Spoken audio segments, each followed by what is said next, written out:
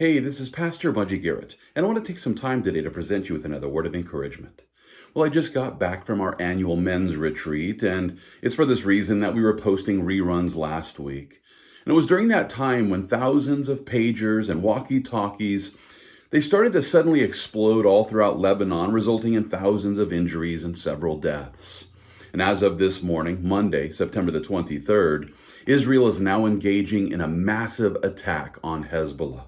According to reports from Amir Sarfadi, it was 7 a.m. in the morning when Israel launched 4 different waves of strikes in southern Lebanon, which included at least 600 airstrikes, which have decimated many of the rocket launchers that Hezbollah has been using to attack Israel since last October.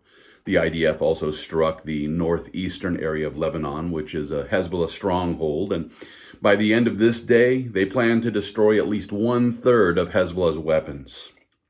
With that, we should keep this campaign in prayer so that the enemies of Israel might realize that the King of Kings is the one who is now establishing Israel in the land of their inheritance. Now, in order to put this campaign into a proper context, it's important for us to remember that it was almost a year ago when the Lebanese terrorists, better known as Hezbollah, they began engaging in daily attacks on Israel from the southern border of Lebanon as the IDF was responding to the Hamas invasion of southern Israel. Meanwhile, Israel's Secret Service, better known as Mossad, they were busy setting up a complex web of shell companies across Europe, which appeared to be manufacturers that produced and distributed pagers and walkie-talkies. And the reason for this ruse, well, it was due to the fact that Hezbollah's leader, Hassan Nasrallah, he believed that Israel was spying on them through the use of their cell phones, and so he banned cell phones from their meetings, and he ordered his officers to start carrying pagers at all times. And according to the New York Times, one of Mossad's shell companies was BAC Consulting in Budapest, Hungary, which was using a Taiwanese company to produce the devices which contained batteries laced with some sort of explosive, and these pagers were purchased and then they started shipping these to Lebanon in the summer of 2022. And the production was quickly ramped up after Nasrallah made his speech denouncing the use of cell phones. Well, according to the reports, the pagers and the walkie-talkies that exploded last week, they were actually made by those shell companies, which were created by the Israelis as they set out to target terrorists there in Lebanon. There were at least 12 current and former defense and intelligence officials who recently told New York Times that the Israelis were most certainly behind that operation targeting Hezbollah operatives. As a matter of fact, there's one report that assures us that, and I quote it here, the Israeli Secret Service didn't just tamper with deadly Hezbollah pagers, they made them from scratch, having set up a complex web of shell companies across Europe, it was claimed today.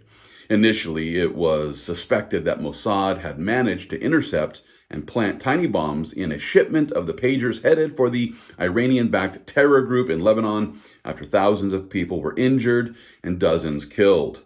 But now it appears that the Israelis set up front companies across Europe to manufacture the pagers themselves, embedding small amounts of PETN explosive inside, ready to be detonated by a coded message. Well, as we consider this report, it was just this past week. That's when Israel decided that it was time to use that code. And they used that code to detonate thousands of pagers, followed by the walkie-talkies that were being used by Hezbollah terrorists. And in response, Nasrallah, he described Israel's surprise pager and handheld radio attacks as a declaration of war. That's what he called it. The guy who's been attacking Israeli communities in northern Israel for nearly a year now, well, he would have us to believe that Israel's the one who decided to declare war. Here's how he put it, and I quote him here. These massacres amount to war crimes or a declaration of war. Then he went on to promise, and I quote, a crushing response from the axis of resistance. Now, this threat was then followed by more rocket attacks on northern Israel, just like the daily attacks that Hezbollah has carried out since October the 8th, 2023. Well, now that the leadership of Hezbollah has been handicapped by exploding pagers and walkie-talkies, The Israel Defense Forces are now striking Hezbollah targets in Lebanon, all with the goal of decimating Hezbollah's terrorist capabilities and infrastructure. And just to be clear, you should know that this Iranian-backed terrorist group has not only weaponized civilian homes by digging tunnels beneath them, but they also use civilians as human shields as they launch rockets from those Lebanese neighborhoods. Now, with all that being the case, we shouldn't be surprised to learn that the IDF is now engaged in a regional war with Lebanon, which could possibly turn into a full-scale war with Iraq and Iran. As a matter of fact, it was just yesterday when Israeli air defenses intercepted 2 cruise missiles and 2 drones which were fired from Iraq. That's right, a group of Iran-backed Iraqi militias has claimed responsibility for those missiles and the drones.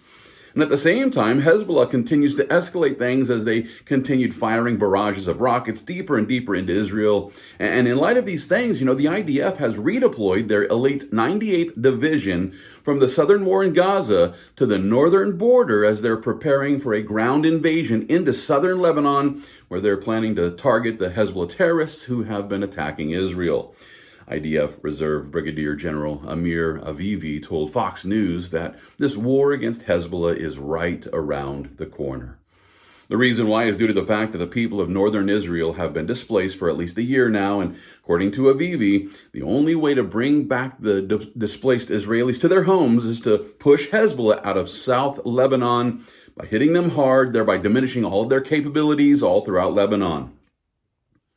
It's also interesting to note that there was intel that led the IDF to believe that Hezbollah was planning to infiltrate Israeli communities and murder innocent civilians with a campaign that they were calling Conquer the Galilee.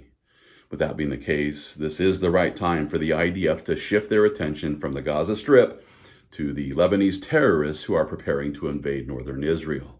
And while Nasrallah would have the world to believe that Israel's the one who's issued the declaration of war, well, we must remember that Hezbollah has been attacking northern Israel for nearly a year now.